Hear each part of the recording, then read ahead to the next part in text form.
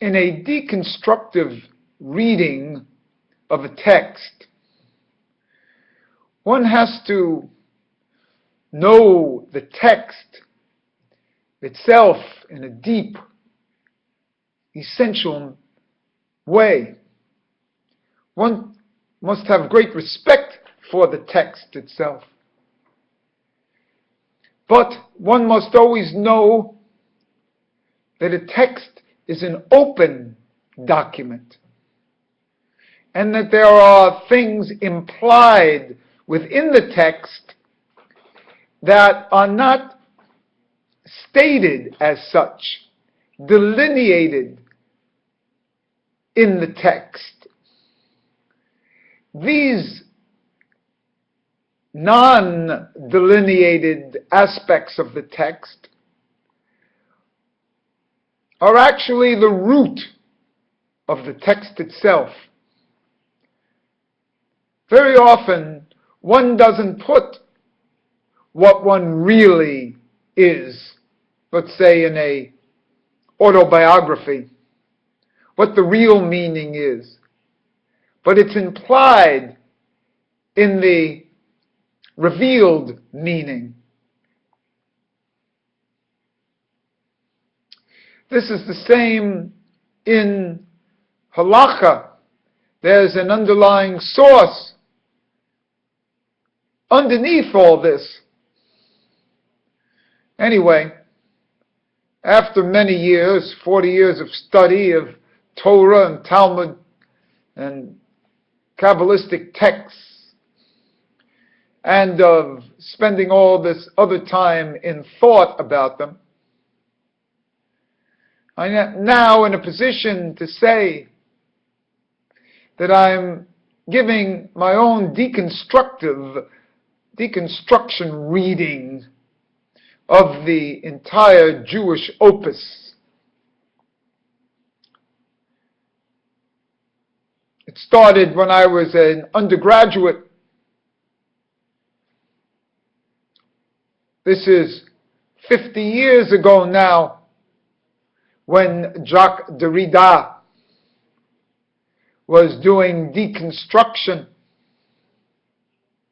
I always found it natural back then, because I used to pride myself in being able to tell you what the poet thought while he was writing his poetry. What was in the poet's mind as he wrote his words. This is the ultimate deconstruction. To come up with a few principles that were underlying fundamentals beneath the delineated surface.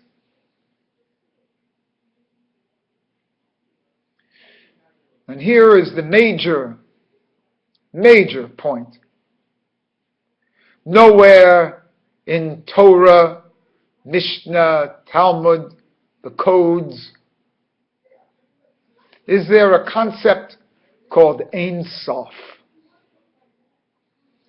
Ein Sof, which only comes through Kabbalah, which is the deconstruction of Torah. The underlying fundamental that holds the entire edifice together is the concept of Ein Sof.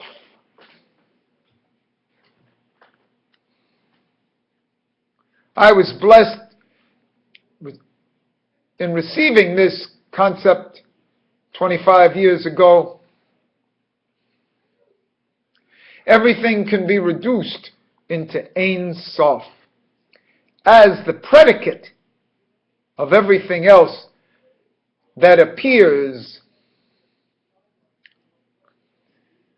What is this Ein Sof? In the words themselves, we have the negative Ein, and then we have the kind of like limiting Sof, end.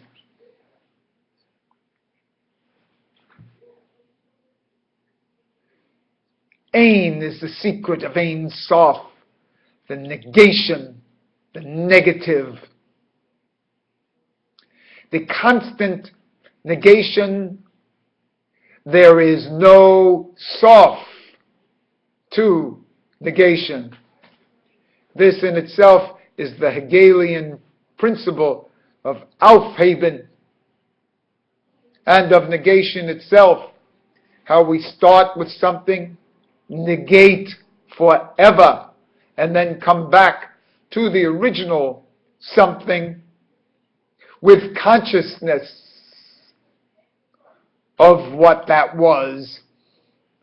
The life process is to develop a consciousness, and that consciousness can only be predicated on a base of Ein Sof. Even more so than this, the Hasidim, Bavacha, in their writings, predicate something, a deconstruction of Ein Sof as Etzmus. The Etzmus level, the essence level, which I have now found to be what I call the Aleph level. The letter Aleph itself as the ultimate deconstruction. Etzmos gives me Aleph if I do the spelling out of the letters Ayin, Zadeh, Mem, Vav, Tov. In its full spelling comes out to be 830, and the Mem is 40 and so on. Mem is 80, the full spelling. Comes out to be 830, and then I add 1 for all, that's 831, and that's the spelled out version of Aleph. Aleph, Lamed, final pay is 800, that's 831. So the Etzmos level is actually the Aleph itself.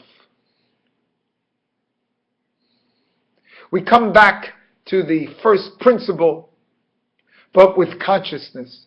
Everything must return to this Aleph. We start with Aleph and then negate everything, because in negative theology, like we have in the Rambam, God can never be named, so we can only say what it isn't. This negation, this ultimate, continual negation, this Ein Sof, is the Aufheben principle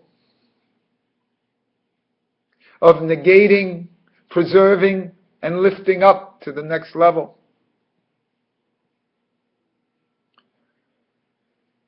This is a continual thing that will even proceed on in Olam Haba, where we still rise in level by negation, by doing less, not more. Getting to our essence level.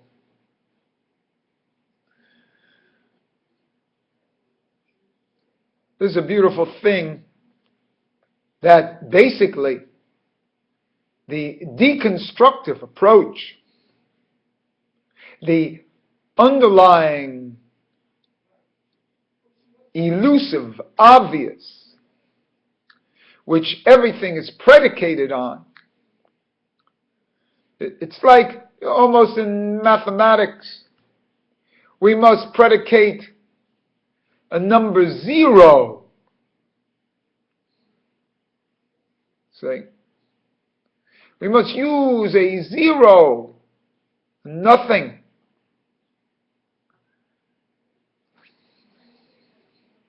We must also predicate negative numbers.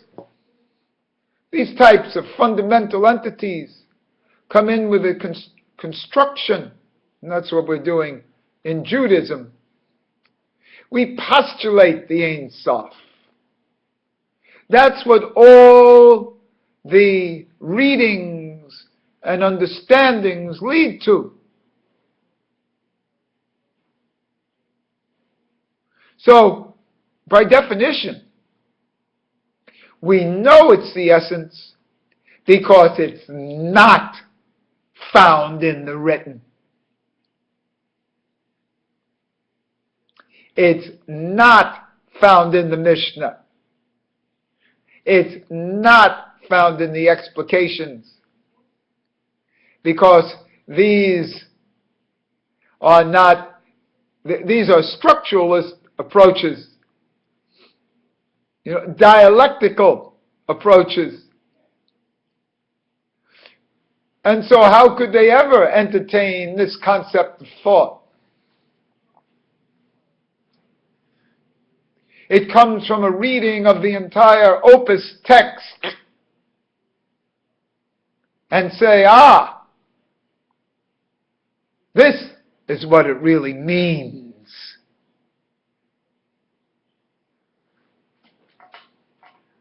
That underlying fundamental. I'm going to take a look here at my notes. Make sure that I covered what I wanted to say. And I did. That the fundamentals return to the Aleph, meaning also that the fundamentals return to the letters. Ein Sof in Rosh Tivo as Aleph Samech, the linear and the circle.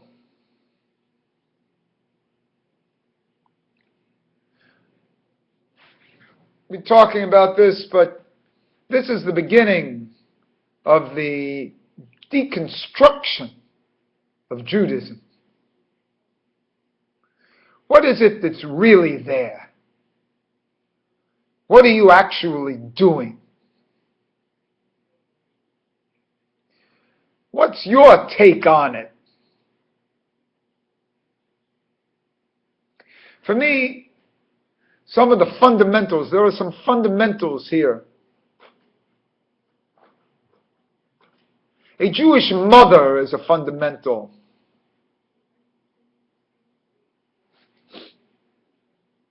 The bris is a fundamental.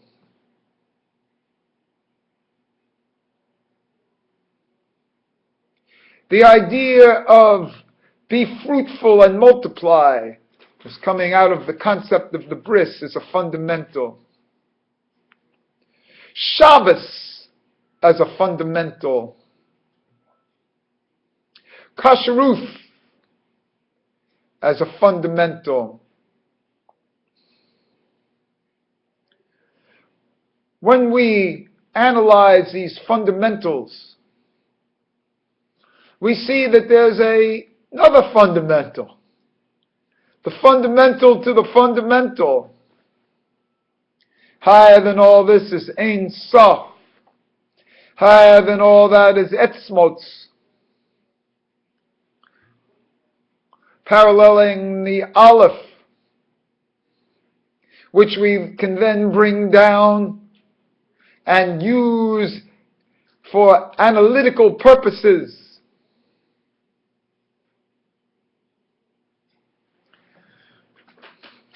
A return to the simplest letter from which everything comes out. A return to absolute simplicity.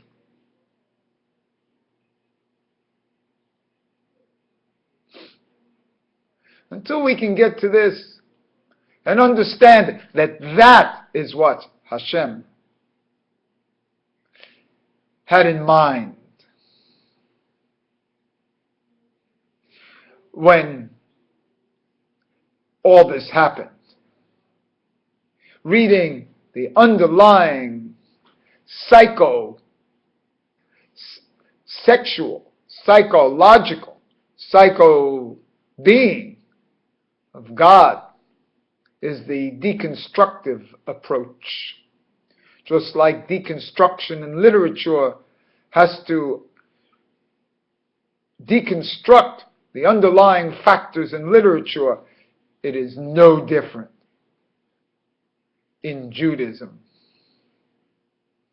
We have to see what's the fundamental that's holding all this up.